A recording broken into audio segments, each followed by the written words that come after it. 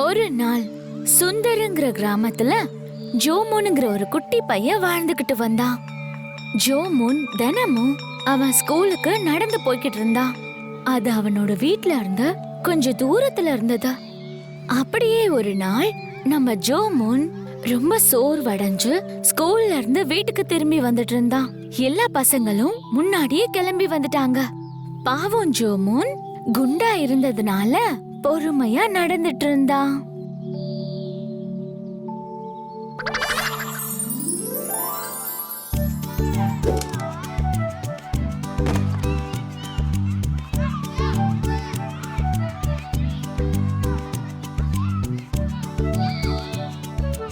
அவன் கொஞ்சம் கொஞ்சமா பொறுமையா மாமரத்துக்கு பக்கத்துல வந்தான். பசங்க மாங்காய் பறிக்கிறத பார்த்தான். வாவ், மாமரத்தில் எவ்வளோ மாங்காய் இருக்கு. அதில் ஒன்று கிடைச்சதுன்னா கூட அதை நான் சாப்பிடுவேன். இது யாரு? அட, இது அந்த குண்டு ஜோமோன். இங்க எப்படி வந்த? இவனால கண்டிப்பா ஏறி கூட முடியாது. நண்பர்களா, நீங்கள் எனக்கு ஒரு மாங்காய் தருவீங்களா? எல்லாரும் இத கேட்டீங்களா நண்பர்களே? இவனுக்கு மாங்காய் வேணுமா? அப்படி உனக்கு மாங்காய் வேணும்னா ஏறி பறிச்சுக்கோ.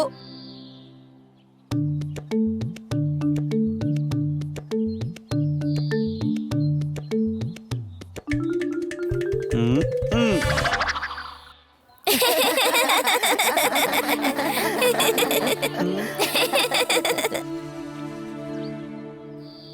ம், ம். பாவம் ஜோமோன் அவனால அந்த கல்ல உயரமா தூக்கி எறிய முடியாததால ரொம்ப கஷ்டப்பட்டான்.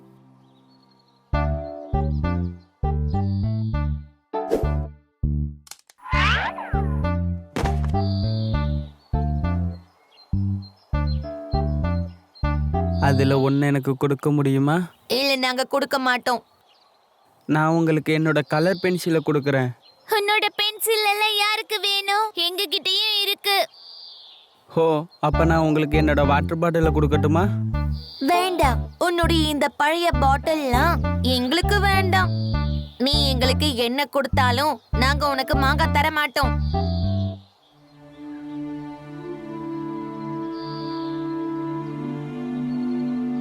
இந்த குண்ட முட்டாளா இருந்தாலும் பாவமா இருக்கான்.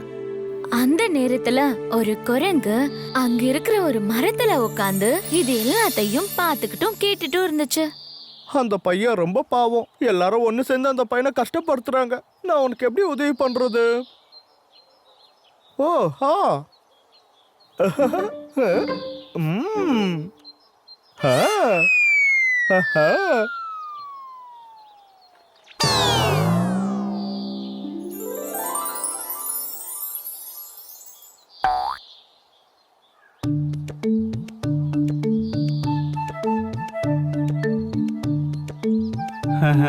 பழுத்த மாம்பழம். நம்ம கண்ணுக்கு அங்க தெரியுறது என்ன? நாம அந்த பையனை அப்படி கிண்டல் பண்ணிருக்க கூடாது. ஆஹா, நாம அந்த பையனுக்கு இந்த மாங்காவை கொடுத்திருந்தோம்னா அவனும் அந்த மாம்பழத்தை நமக்காக கொடுத்திருப்பான். இப்ப நாம அவன் கிட்ட எப்படி கேக்குறது? ஆஹா, இது எவ்வளோ இனிப்பா இருக்கு. இது மாம்பழமா இல்லைன்னா தேனா? என்ன சந்தேகம், இது மாம்பழமே தான்.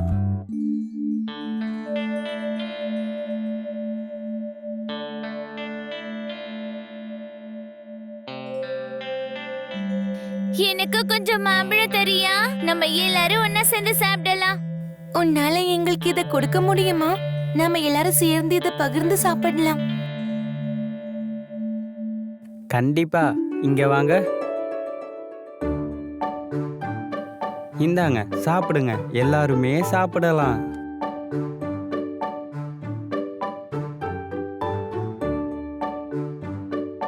உன்னால எங்களை மன்னிக்க முடியுமா நண்பா?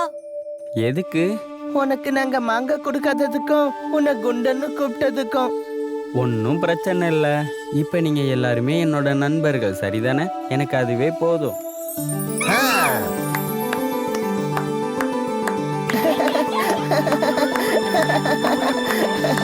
நமக்கு மாங்காய் கிடைச்சது, கூடவே மாம்பழமும் கிடைச்சது, அப்புறம் நண்பனும் கிடைச்சிட்டான். நமக்கு மாங்காய் கிடைச்சது, நமக்கு மாம்பழம் கிடைச்சது, நமக்கு ஒரு நண்பனும் கிடைச்சிட்டான். அப்புறம் இப்படிதான் நல்ல மனசு கொண்ட ஜோமோனுக்கு நிறைய மாம்பழமும் கிடைச்சது, நிறைய நண்பர்களும் கிடைச்சாங்க.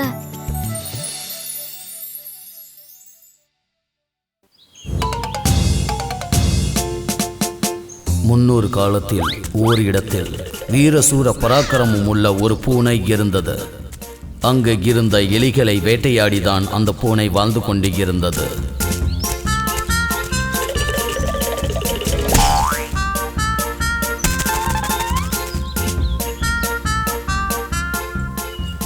ஐயோ அண்ணா, என்ன கொன்னுறாதீங்க.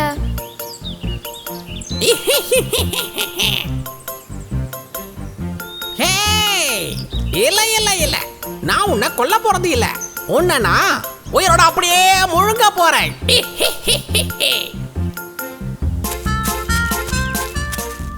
இப்படியாக நாட்கள் நகர்ந்து சென்றது. காலங்கள் மாற பூனைக்கு வயதாகிவிட்டது. அதனால் அது எலிகளை பிடிக்க முடியாமல் போனது.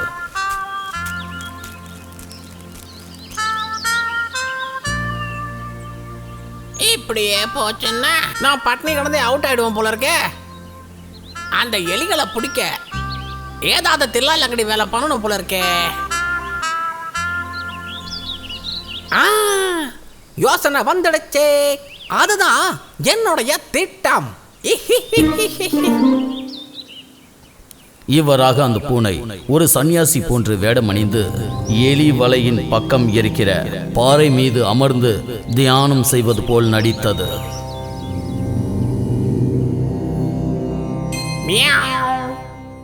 ஓம் க்ரீம் மியாவ் மியாவ், ஓம் க்ரீம் மியாவ்.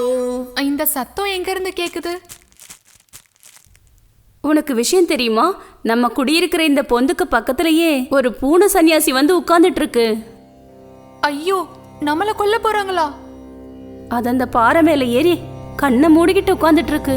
எதையோ உளறிக்கிட்டே இருக்கு. அப்படின்னா நம்ம அந்த பூனை சன்னியாசிய ரொம்ப கவனமா கண்காணிச்சுக்கிட்டே இருக்கணும். அப்படியாக எலிகள் அனைத்தும் சேர்ந்து அந்த பூனை சன்னியாசியை காண அனைத்தும் வலையை விட்டு வெளியே வந்தது.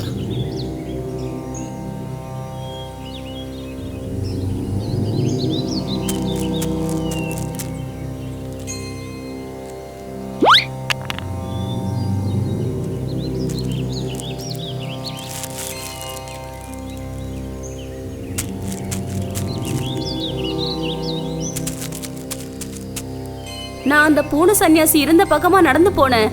ஆனாலும் அவ என்னை பிடிக்கவே இல்லை. அப்படின்னா நான் ஒரு தடவை போய் பார்த்துட்டு வந்துடுறேன்.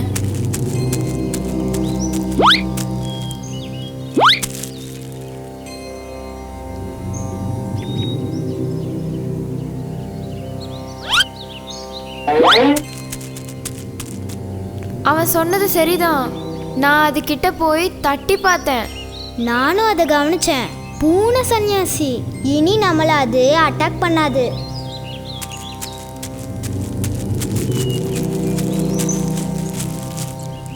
மியாவ், ஓம் க்ரீம் ஆவ், மியாவ் க்ளீம், ஓம் க்ரீம்.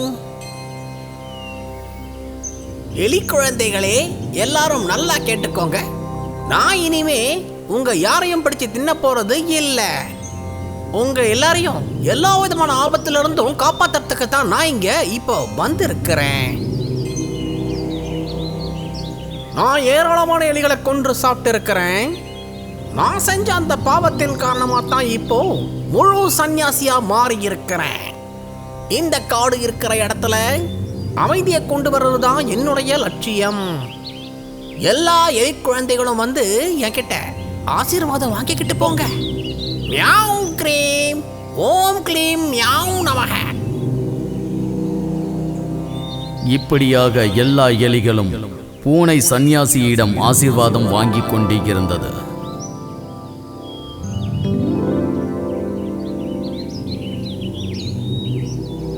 திடீரென்று ஒரு நாள் சன்னியாசியிடம் ஆசீர்வாதம் வாங்கி கொண்டு எலிகள் விடை பெற நினைக்கும் போது, ஏய் குழந்தைகளே, எல்லாரும் ஒரு நிமிஷம் அப்படியே நில்லுங்க. என்ன விஷயம் சுவாமி? உங்களுக்கு ஒரு ஆபத்து ஏற்பட போகுது. ஐயோ, என்ன ஆபத்து அது சாமி? அங்க கிழக்கு பக்கத்துல இருக்கிற மலைப்பகுதியிலிருந்து உங்களை தேடி ஒரு எதிரி வந்துகிட்டே இருக்கிறான். நான் அதை ஞானக்கண்ல பார்த்தேன். சாமி, நாங்க இனி என்னதான் பண்றது? ஏய், பயப்பட வேண்டாம். நாம ஆபத்து இல்லாம இருக்கிறதுக்கு ஒரு பூனை நடத்திடலாம். என்ன பூனையா? அது இல்ல, பூஜை பூஜை. அதுக்காக நீங்க ஒவ்வொருத்தரா என்னுடைய ஆசிரமத்திற்குள்ள வரணும். முக்கியமான விஷயம், நீங்க யாருக்கும் பயப்படாம இந்த காட்டுக்குள்ள சந்தோஷமா தெரியலாம். நான் சொல்றது உங்களுக்கு புரியுதா? சுவாமி, நிஜமாவே உங்களுக்கு ரொம்ப பெரிய மனசு சுவாமி. நாங்க ஒவ்வொருத்தரா உங்க ஆசிரமத்துக்கு வந்து சேர்ந்துடுறோம். அப்படி ஒவ்வொரு நாளும் சத்ரு சம்ஹார பூஜைக்காக ஒவ்வொரு எலிகளும் பூனை சந்நியாசின் ஆசிரமத்திற்கு வந்து கொண்டு இருந்தார்கள். வா மகனே, உள்ளே வா, பயப்படாமல் வா. பிறகு பூனை சந்நியாசியின் ஆசிரமத்திற்கு சென்ற எலிகள் திரும்பி வரவே இல்லை. திரும்ப வராததினால் சில எலிகளுக்கு சந்தேகம் ஏற்பட்டது. பூஜைக்கு போன நண்பர்கள் யாரையுமே அந்த முனிவர் ஏன் திரும்பி அனுப்பாம இருக்காரு? ஒருவேளை இந்த பூஜைகள்லாம் முடிஞ்சிருக்காதோ? நாம அந்த சுவாமிஜியோட ஆசிரமம் வரைக்கும் போயிட்டு வரலாமா? அதனால் எலிகளின் கூட்டத்தில் சில பேர் பூனை சந்நியாசியை காண முடிவு செய்தார்கள். மியாவ் க்ரீம், ஓம் க்ளீம் மியாவ், மியாவ் மியாவ் மியாவ், ஓம் க்ரீம் மியாவ். சுவாமிஜி, உங்ககிட்ட பூஜைக்கு வந்தவங்க யாரும் திரும்ப எங்க கிட்ட வரவே இல்லை. ஆசிரமத்துக்கு வந்தவங்க எல்லாரும் ஆழ்ந்த பூஜையில இப்போ ஈடுபட்டு இருக்கிறாங்க. அவங்க எல்லாரும் கூடிய சீக்கிரம் வந்துடுவாங்க. உங்களுக்கு பயமே வேண்டாம்.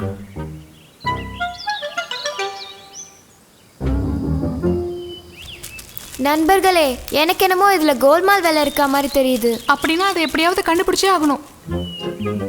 அப்பொழுது 3 எலிகளும் ஒன்றாக சேர்ந்து பூனையின் ஆசிரமத்திற்கு சுரங்கப்பாதை தோண்டின. ஒரு வழியா ஆசிரமத்திற்குள் போய் சேர்ந்தனர். அங்க போன பிறகு எலிகள் பார்த்தது, அடடா, அவன் நம்ம விஷயத்துல மிகப்பெரிய சதி செஞ்சிருக்கான். நம்ம கூட இருந்தவங்க எல்லாத்தையும் அந்த பூனை சாமியார் கொன்னு தின்னுட்டான். ஏமாத்து பேரோலி. அவனுக்கு சரியான பாடத்தை கத்துக் கொடுத்தே ஆகணும். அந்த பூனை சந்நியாசிக்கு சரியான பாடத்தை கற்றுக் கொடுக்க எலிகள் முடிவு செய்தது. அதுக்காக எலிகள் ஒரு பிளான் செய்தது. அடுத்த நாள் அன்று 2 எலிகள் பூனை சந்நியாசியின் ஆசிரமத்திற்கு சென்றன. சுவாமி, எங்களோட குழந்தைகளை உங்க கையில ஒப்படைச்சிடலாமேன்னு தான் நாங்க இப்போ வந்திருக்கோம். ஏங்க, இந்த சின்ன குழந்தைகளுக்காக நீங்க ஒரு பூஜை நடத்தணும். எனக்கு இன்னைக்கு அதிர்ஷ்டமான நாளா இருக்குதுன்னு நான் நினைக்கிறேன். அதனாலதான் உங்க குழந்தைகளை என்கிட்ட கூட்டிக்கிட்டு வந்திருக்கீங்க. யாருக்கு அதிர்ஷ்டம்? எனக்கு இல்ல, உங்களுக்கு தான் அதிர்ஷ்டம்னு சொல்ல வந்தேன். டங்கு கொஞ்சம் ஸ்லிப் ஆயிடுச்சு.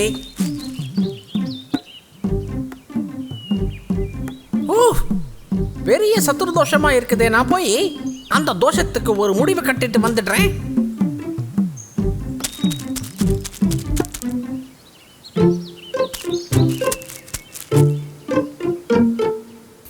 எலிக்குட்டிகளுடன் பூஜை செய்வதற்காக உள்ளே சென்ற சன்னியாசி பூனை கொஞ்ச நேரத்துக்கு அப்புறம் வெளியே ஓடி வந்தது. சுவாமிஜி, என்ன ஆச்சு? சத்ரு தோஷம் முடிவுக்கு வந்துருச்சா? பூனை சன்னியாசிக்கு அவர்கள் கொடுத்தது ஒட்டி பிடிக்கக்கூடிய அரக்கை. இது அந்த பூனைக்கு தெரியாது.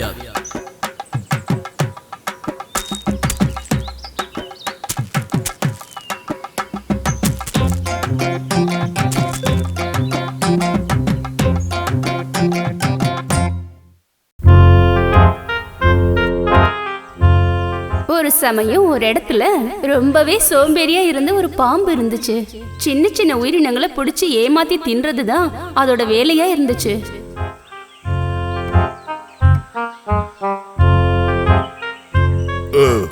தவளைய சாப்பிட்டு எவ்வளோ நாளாச்சு? இன்னைக்கு எப்படியாவது ஒரு தவளையாவது சாப்பிட்டுடணும். அதுக்கு ஏதாவது ஒரு வழி கிடைக்குமா? கிடைக்காம எங்க போக போகுது?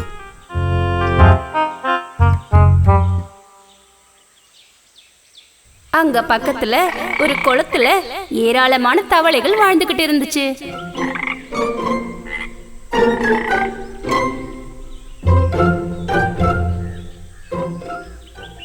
அந்த இடத்தை நோக்கி அந்த பாம்பு பயணிச்சுது. அந்த பாம்பு ரொம்பலாம் லேட் பண்ணாம சீக்கிரமா போய் சேர்ந்துருச்சு. ஐயோ பாம்பு!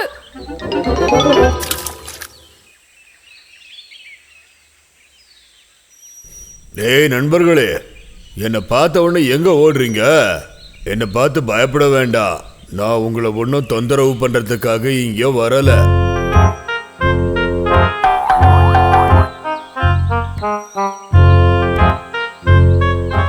அது என்னன்னா, நான் இப்ப அசைவ உணவெல்லாம் சாப்பிட்றத விட்டுட்டேன். எந்த உயிரினங்களையும் கொல்றது கூட இல்ல. முழுசா இப்ப நான் சைவமா மாறிட்டேன். இப்படிலாம் சொல்லி எங்களை ஏமாத்தலாம் நினைக்காத. இதெல்லாம் உன்னோட ஐடியான்னு எங்களுக்கு தெரியும். உண்மையா சொல்லணும்னா நான் உங்களுக்கு உதவி பண்றதுக்கு மட்டும்தான் இப்போ இங்க வந்திருக்கேன். அது எப்படி? தவளை பிடிக்கிற சில ஆளுங்களை நான் வர வழியில பார்த்தேன். அவங்க இந்த பக்கமா தான் வந்தாங்க. அவங்க பேசுறத வச்சு என்னால புரிஞ்சுக்க முடிஞ்சது. அந்த விஷயத்த உங்ககிட்ட சொல்றதுக்காகத்தான் நான் வேகமா இங்க வந்தேன். பாம்பு சொன்னதை கேட்டதும் தவளைங்களுக்கு சந்தேகமும் பயமும் வந்துச்சு. அவங்க ஒன்னா சேர்ந்து யோசிக்க ஆரம்பிச்சிட்டாங்க. ஒருவேளை அந்த பாம்பு சொன்னது உண்மையா இருக்குமோன்னு எனக்கு தோணுது. தவளை பிடிக்கிறவங்க இங்க வரதுக்கு முன்னாடி நம்ம எங்கேயாவது ஓடி போயிடலாமா? அட, நம்ம இந்த இடத்தை விட்டுட்டு வேற எந்த இடத்துக்கு போக முடியும்? என்ன நீங்க நம்புனீங்கன்னா நான் உங்களை பாதுகாப்பான ஒரு இடத்துக்கு கூட்டிட்டு போறேன். பாம்பு சொன்னதை நம்பி தவளைங்களும் அவன் கூடயே பயணிக்க ஆரம்பிச்சிடுச்சு.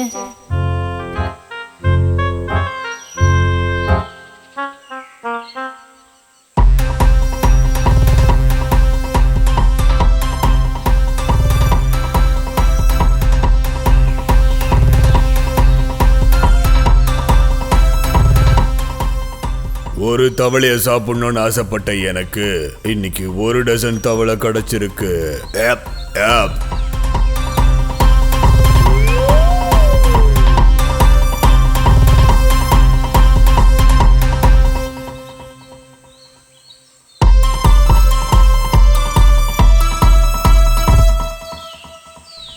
இவங்களை பாதுகாப்பான இடத்துக்கு கூட்டிட்டு போய் சேர்க்கிறேன்னு சொன்னல, அந்த பாதுகாப்பான இடம் என் வயிறு தான் இதுங்களுக்கு தெரியல.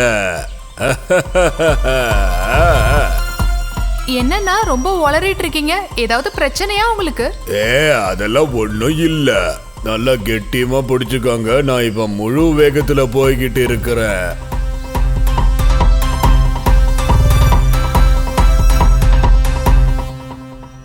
ஆஹா, பேசாம இந்த குகைக்குள்ளேயே போயிடுவோம். வழியில பார்த்த ஒரு குகையில அந்த பாம்பு உள்ள புகுந்துடலாம்னு நினைச்சது. அண்ணா, இந்த குகைக்குள்ள ஏன் நீங்க போறீங்க? அதான் இவ்வளவு தூரம் வந்துட்டோமே, கொஞ்சம் ஓய்வு எடுத்துட்டு போயிடலாம். ஐயோ அண்ணன், அதுக்குள்ள போகாதீங்க. சும்மா பயப்படாத. நீங்களும் கொஞ்சம் ஓய்வு எடுக்கலாம். நானும் கொஞ்சம் பசி ஆறுவேன்ல.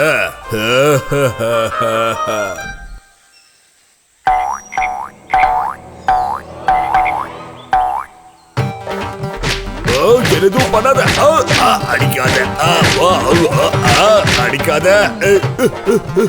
தவளைங்களை சாப்பிடலான்னு பாம்பு வந்த கொகை கீரி பிள்ளையோடதுன்னு ஏமாத்துக்காரன் அந்த பாம்புக்கு தெரியாம போயிடுச்சு. மத்தவங்களை அதல பாதால குழியில தள்ளணும்னு நினைக்கிறவங்க தானும் அந்த குழியில விழுந்துருவாங்க. பாம்போட விஷயத்துல கூட அதுதான் நடந்துச்சு.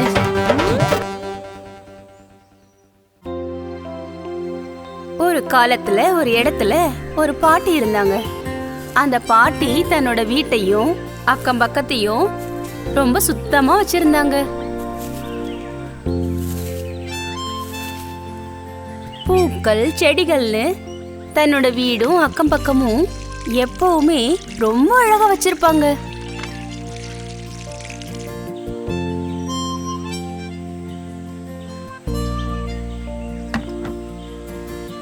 ஆனா பறவைங்களையும் செடிங்களையும் விரும்பின அந்த பாட்டி மொத்தமா மரக்கிளையில வந்து உட்கார்ந்துருக்க அந்த காக்காங்களோட நிரந்தரமா சண்டை போட்டுக்கிட்டே இருந்தாங்க. அடச்சே, காக்கைங்களோட தொந்தரவு தாங்க முடியல. எந்த நேரம் பார்த்தாலும் இங்க வந்து உட்கார்ந்துறது பெரிய தொந்தரவா இருக்கு. போ காக்கா போ.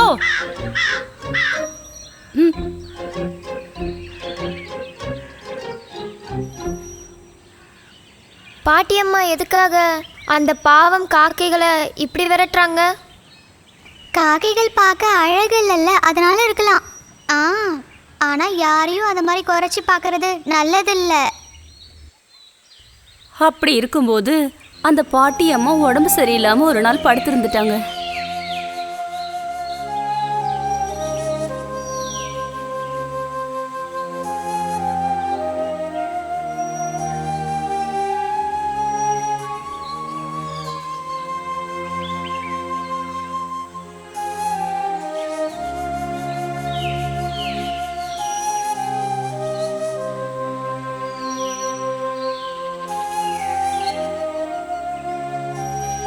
ரூமுக்குள்ள இருந்த கட்டில்ல படுத்திருந்த அந்த பாட்டி அம்மா ஜன்னல் வழியா தன் வீட்டு பக்கத்துல விழுந்து கிடக்கிற இலைகளையும் குச்சிங்களையும் பார்த்து ரொம்ப வருத்தப்பட்டாங்க.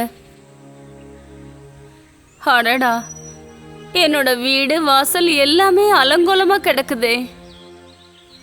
இப்ப என்னதான் பண்றது? எனக்கு வந்த வியாதி எல்லாம் சரியாகட்டும், அதுக்கப்புறமா சுத்தப்படுத்தலாம். எனக்கு உதவி செய்ய யாராவது கூட இருந்தா நல்லா இருந்திருக்கும்.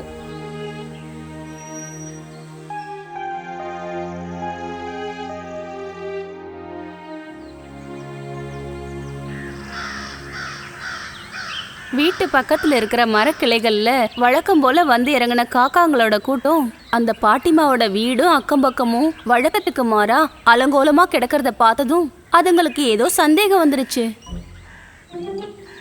அந்த பாட்டி அம்மா இங்க இல்லையா? வீடும் தோட்டமும் எல்லாம் மொத்தமா அலங்கோலமா கிடக்குதே. நீ சொல்றதும் சரிதான்.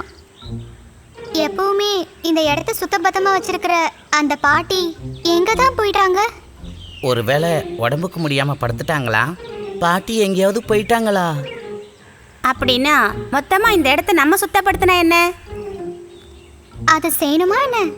நாம அதை செஞ்சோம்னா பாட்டிமாக்கு அது பிடிக்குமா? நம்மளை பார்க்கும் போதெல்லாம் அவங்க தான் நம்மளை திட்டிக்கிட்டே இருக்காங்களே. அது பாட்டி நம்ம மேல இருக்கிற கோபத்துல செஞ்சிருக்க மாட்டாங்க. வாங்க நண்பர்களே, நம்ம போய் சுத்தப்படுத்தலாம். பாட்டி பார்த்தா ரொம்ப சந்தோஷப்படுவாங்க.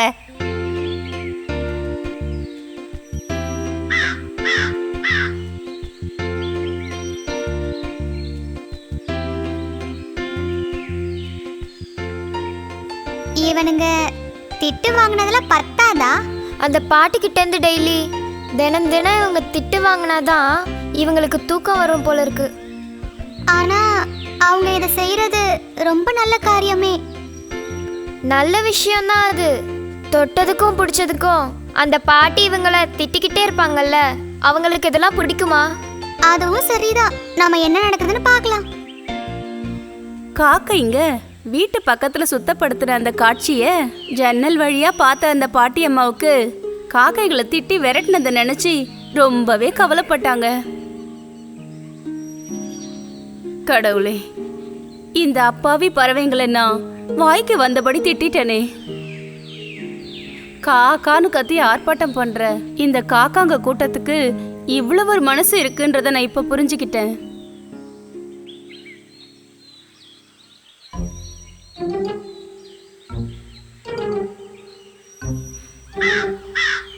அட குழந்தைகளா, போகாதீங்க, பறந்து போகாதீங்க, பயப்படாதீங்க. இனிமே நான் உங்களை திட்டவும் மாட்டேன், மிரட்டவும் மாட்டேன். இங்க பாத்தீங்களா, நெய்யப்பம், இது எல்லாம் உங்களுக்கு தான். வா, வந்து இத சாப்பிடு. சீக்கிரம் வாங்க. வாமா, வா வா, வந்து இத சாப்பிடுங்க.